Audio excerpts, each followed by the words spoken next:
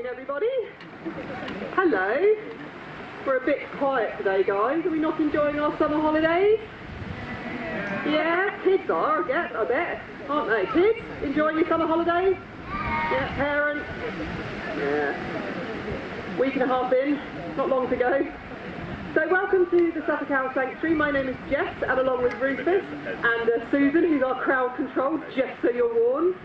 Behave, otherwise you're a bit of a rapper, Susan.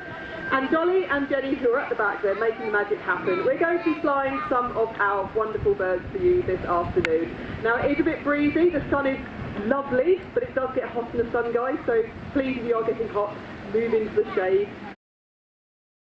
Gently, and start with one of our small owls, well, smallish owls.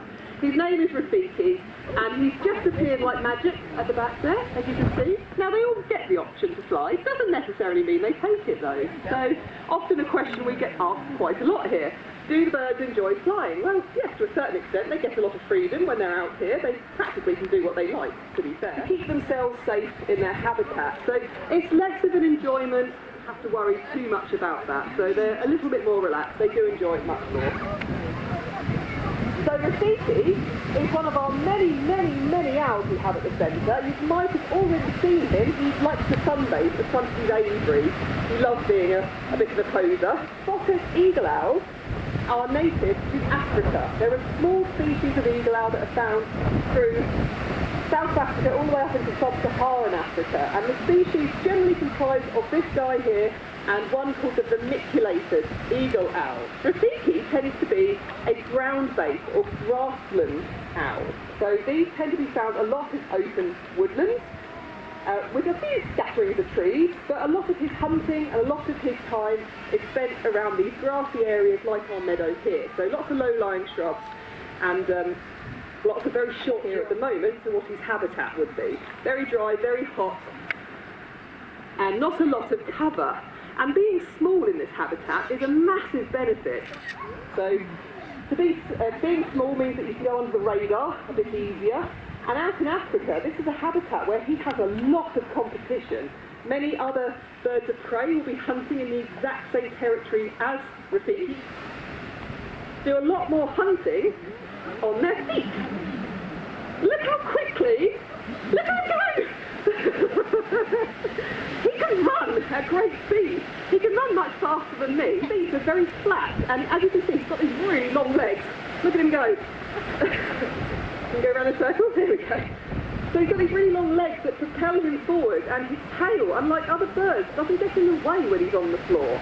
So he can run around these grassy areas, in the shrubs, out the shrubs, flushing prey as he goes. So one, it keeps him low level, which tends to keep him better protected from the predators above. Buffet. Oh, I'm worn out now. And another benefit of being on the ground level is that he can come across places to hide as well. And all of a sudden, his attention is diverted to a large shadow flying ahead. He's got no trees to hide in. Where do you think Rafiki might hide? Possibly the grass. So if you think about it, his patterns are really well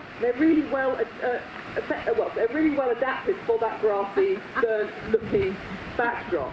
So many owls will utilise a vantage point, but because there's probably not many in his habitat, he hasn't really got that choice.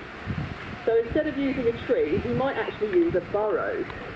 Not feeling very into it today, are you, buddy? Rafiki, come here! Did someone put the batteries back in my house? Rafiki, did I wear you out for the running? Wait, shh. Thank you. It is hard work on those little legs though, so he might find a little burrow and actually go down that instead.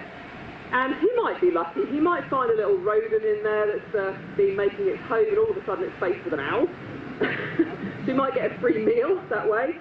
But for the most part, it offers him protection to hide from whatever threat is above him. So quite a remarkable little owl really, and very different from his larger cousins. Now, because of his quite small size and his quite clever nature, owls are not typically known for their intelligence. Find that wrong, did you? No, they are, unfortunately, not much more clever than the logs he sat on. Right? So, and that's not an insult at all. It's purely, it's truth, unfortunately. Owls have got a very simple brain. For millions of years to suit particular habitats, and they've been very successful. They haven't really needed to change much at all, other than where his next meal is coming from.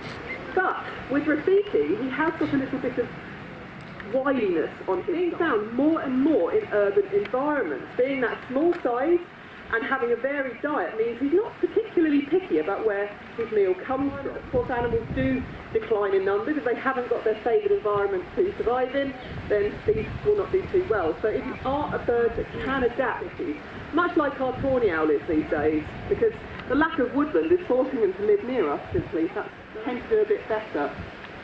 Now, Rafiki is still quite a young bird. He's only now 4 years old.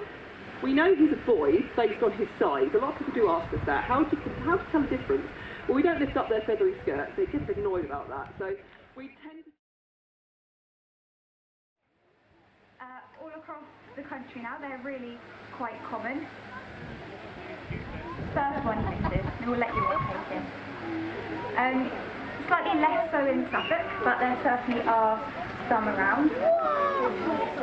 And you can spot them by that distinctive tail. So they've got that forked tail, which differs from a buzzard, which is nice and curved. So if you do see a big bird of prey, oh, well done. Now, all the birds we fly in a slightly different way, and this reflects their natural behaviours and hunting. And take roadkill, things like that from the ground. They'll snatch it and take it off with them. But one of their favourite techniques, so go just like that. One of their favourite techniques to do is get prey in the air. So they will take it straight from them if they can, but more commonly they will just pester the bird again and again until they drop it, and then they'll swoop down to the ground and pick it up. Pinging the bits of food up. Catch. Now, red kites are quite common at the minute around the country, and this was the case in their past as well.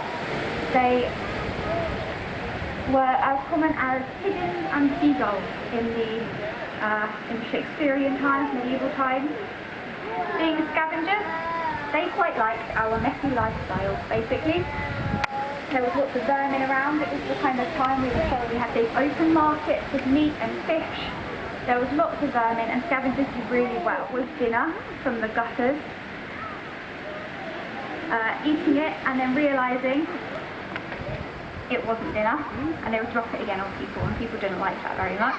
They would come to us for food. We got a little bit cleaner in our ways, and the vermin decreased, and they had a less food source, so they would come to us for it, steal from the market. However, they are at risk of history repeating itself for several different reasons. One of those is circling around big food tables, and you can go into a bird hide and watch, and it is amazing to see, definitely. However, that high number of a top predator in the ecosystem does have knock-on effects on the rest you can buy. The child and adult, they don't know who's who. And it's happening more and more. There was a story in Oxfordshire. A man was sat outside in a restaurant. His dinner got delivered to him, and a red kite swooped down and took him. It would be awful to lose him from our skies. It was awesome to watch zooming around. There we go. We'll give him a round of applause. He's been very well today. Now we're walking along very briefly, but walking obviously to see him upstairs. So I hope it is the last bird in this morning's display. So all that's left for me to say is thank you very much for coming along this morning and watching. I hope you've all enjoyed it. And we do have another bird of prey display at 2:30, if we haven't bored you all to sleep yet. We'll fly all different birds, so please do come back if you've enjoyed this morning's display. But other than that, thanks for coming and enjoy the rest of your day. We'll be hanging around for a little bit, then we'll have some questions.